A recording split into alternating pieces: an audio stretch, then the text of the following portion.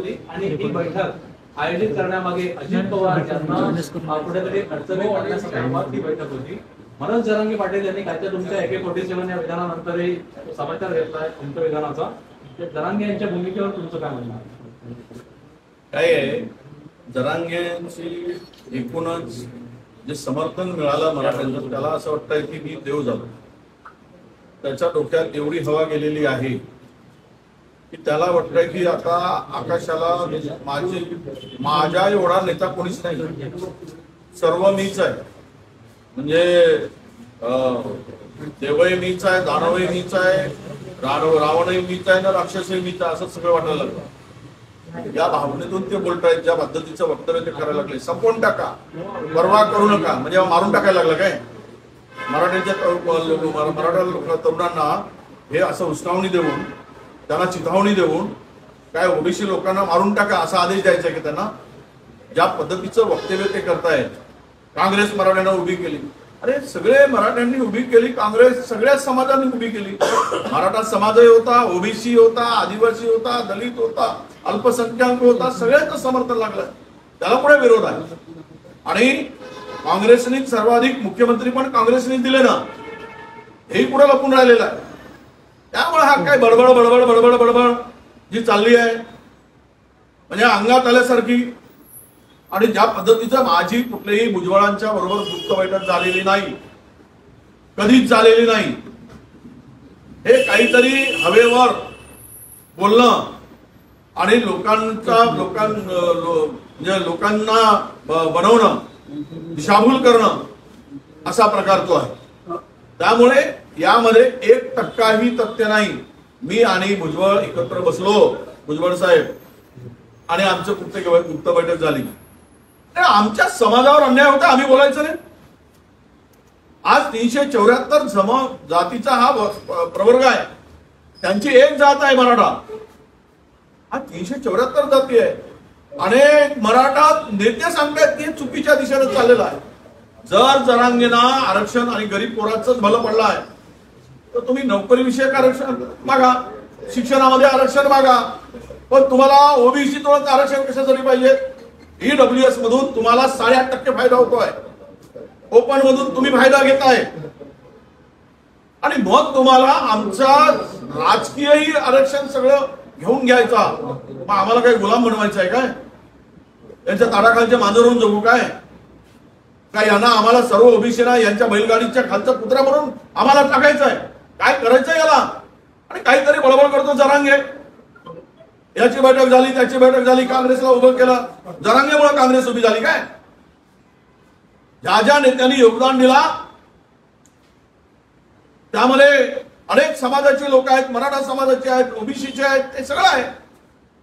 आणि ह्यांनी ज्या पद्धतीनं वागतोय, जे काही समर्थन मिळालं आणि काय काय झालं तर मी काढेल. आमच्यापाशी सगळी हिस्ट्री आहे.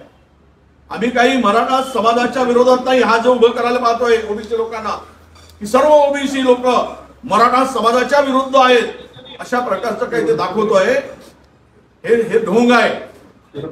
कोणीही मराठा समाजाच्या विरुद्ध नाही.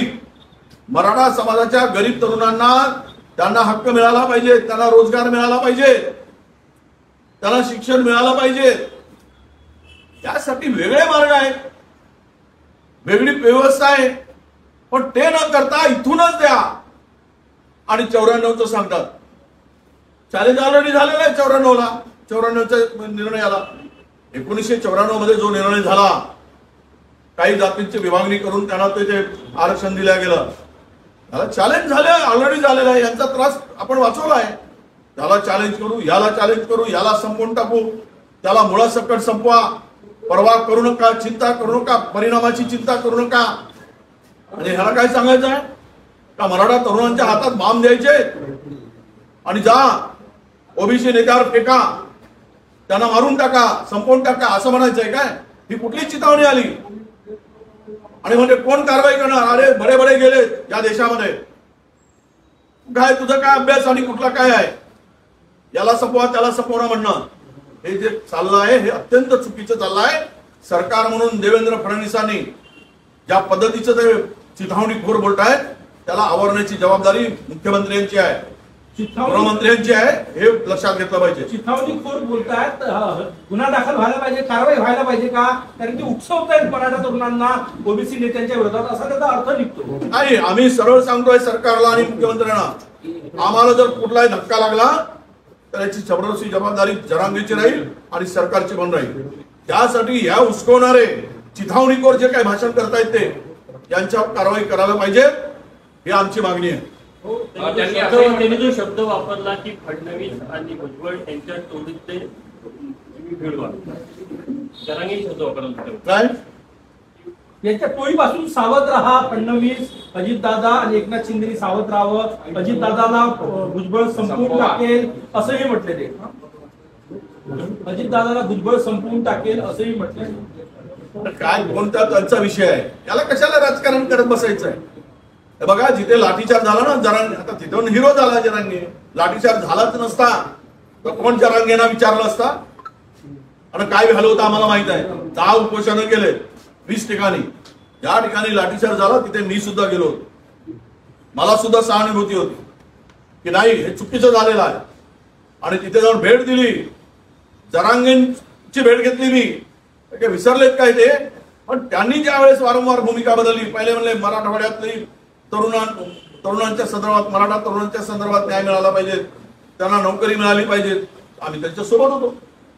ईडब्ल्यूएस लागू झाला, सर्वांनी एक मताने आपल्या एससीबीसीला एक मताने आम्ही समर्थन दिलं, एक मताने.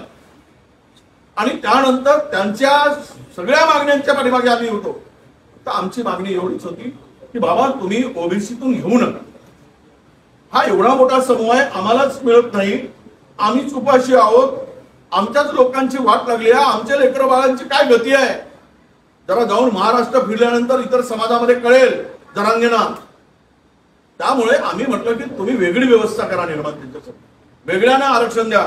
ओबीसीला आरक्षणाला कुठेही त्या ठिकाणी धक्का लावण्याची, धक्का न लावता त्यांना द्या. कुठल्याही पक्षाच्या विरुद्ध आहोत, समाजाच्या विरुद्ध नाही.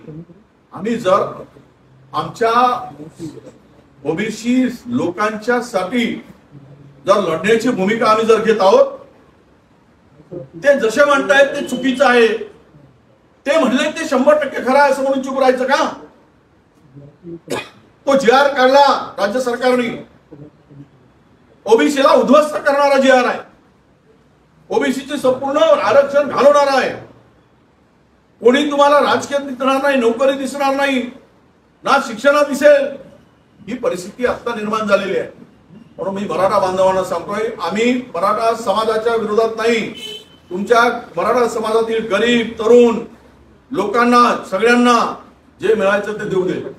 मुख्यमंत्र्यांनी परवाच सांगितलं, भाषणातून सांगितलं, त्याचा उल्लेख मीटिंग मध्ये केला की महाराष्ट्रातील अजितदादा नाकारत आहे मराठा समाजाच्या तरुणांना रोजगारासाठी, महाजनी सारथीसाठी. आतापर्यंत आमच्याकडे जी माहिती आहे आणि ते मीटिंग मध्ये सुद्धा आम्ही बोललो आहे, 13,500 कोटी रुपये 1.5 लाख मराठा तरुणांना, अण्णासाहेब पाटील महामंडळाला मराठाच्या 1.5 लाख तरुणांना कर्ज देण्यासाठी 13,500 कोटी रुपये वाटले. या सरकारने ओबीसी साठी किती वाटले? किती ओबीसी तरुणांना रोजगार दिला आणि लोन दिला, कर्ज दिला? पुढे चाललंय. आणि तरी पण त्याच्या पलीकडे जाऊन सारथीची इमारत टोले जंग इमारत बांधली आणि महाज्योतीची इमारत 4 टेबलावर सुरू आहे. त्याला पैसे दिले नाही, एका खाजगी संस्थेला पैसे देऊन टाकले. ओबीसीच्या हॉस्टेल बांधण्यासाठी पैसे नाही. आणि सारथीला कोल्हापूरची इमारत, पुण्याची इमारत, 500-500 कोटी रुपयाची इमारत बांधली, 800-800 कोटी रुपयाची, जवळपास 20,000 कोटी रुपये या मराठा समाजाच्या सवलतीसाठी दिले. 1% आम्ही विरोध केला नाही, कारण विरोध करायचं काही कारण नाही, दिलंच पाहिजे ही आमची भूमिका. पण नाही, ओबीसीतूनच पाहिजे. आणि सरकार सुद्धा येळपटासारखं त्याच्या दबावाखाली चुकलाय. हे दुःख वाटतं यांचं आम्हाला. सत्ता भित्ता काय, आमदारकी बिमदारकी आम्हाला काही त्याचं देणं घेणं नाही. राजकारण निजकारण काय पक्षभिक्ष काही देणं घेणं नाही. मी लढतो आहे ओबीसीच्या हक्कासाठी लढतोय. ओबीसीवर अन्याय होतो म्हणून लढतोय. हे लक्षात घेतलं पाहिजे. मराठ्यांच्या विरोधात जे ओबीसी नेते जातील त्यांची आम्ही गेट करू अशा प्रकारचे वक्तव्य जे ते मनोज जरांगेंनी केले. आता करू देत ना, काय करेल तो मारूनच टाकेल ना. मनोज जरांगे टाकेल ना. त्यापेक्षा काय, ओबीसी समाजाच्या हक्कासाठी लढताना आमचा जीव गेला तरी चालेल. जीव घेणारा कोण आहे आम्ही चिठ्ठी लिहून देऊ. जरांगेला फाशीवर चढवा म्हणून आमचा जीव गेल्यावर पहिली फाशी त्याला द्या. तो आमचा जीव घ्यायला सांगतो ना, तर सरकारने त्याच्यावर कारवाई करेल. गुन्हे दाखल करतील आणि करतील ना, चढवतील ना भाषा. तसंही काही गेलंच आहे. 8 दिवसांनी 10 दिवसांनी बिमारीचा सोंग करतोच तो. नवीन भिडू भेटला आहे, तलवार आणि जयची भाषा करतोय. यांना दंगली घडवायचा तुमच्या नाव घेऊन आरोप केला. अरे नवीन भिडू काय, मी काय पाल बोलतोय. मी कुठल्या तलवारीची भाषा बोलली. काढरेपणा एकतरी तलवारीची भाषा बोललेलं माझं वाक्य. मी ज्या वेळेस अंबडमध्ये सभा झाली, कोणी कोयत्याची भाषा केली, मी त्या सभेमध्ये गेलो नाही, दुसऱ्या सभेमध्ये. कारण ही शस्त्राची भाषा आपल्याला जमणार नाही. आम्ही एकमेकांचे महाराष्ट्रात राहतो. एकमेकांच्या आमचे संबंध अनेक वर्षाचे पिढ्यानपिढ्या आहेत. घर म्हणजे गाव म्हणजे आम्ही सगळ्यांच्या एक मंदिरात समान त्या नात्याला जपतो. ह्यामध्ये एक तरी शब्द मला दाखवा की विजय वडेट्टीवारांनी कधी तलवारीची भाषा केली काय, कधी बंदुकीची भाषा केली काय. आम्हाला अजिबात हे जमत नाही. आणि संपवून टाकायचाच विचार आहे. मारून टाकायचं मारून टाका. ज्या त्यांच्या हातामध्ये 10-20 टोळक्या आहेत, टोळक्यांचा समूह असेल तर AK-47 मी कालही बोललो. पुन्हा काही एडव्हान्स बंदूक असतील तर देऊन टाका, उडवायला सांगून टाका. मग तुम्ही जिवंत राहा एकटेच. ही जी पद्धत आहे समाजाला भडकवण्याची, हे बंद केलं पाहिजे जरांगे पाटलांनी. हक्का मागायचा आहे तर तुम्ही नाही मागा, आम्ही मागतो लढून. तुम्ही मोर्चे काढले, आम्ही मोर्चे काढतो. त्यात काय मोठा गोष्ट आहे. आम्हाला आमच्या अधिकारासाठी लढण्याचा अधिकार आहे लोकशाहीमध्ये. नाही आम्ही मोर्चा काढणारच नाही, आम्ही बोलूच नाही. म्हणजे तू कोण लागला रे खंडोबा, तूच बोलशील आणि आम्ही बोलणार नाही. हेच चुकीचं होत आहे. हे सरकारने लक्षात घेतलं पाहिजे आणि अशा प्रवृत्तीचा बंदोबस्त केला पाहिजे.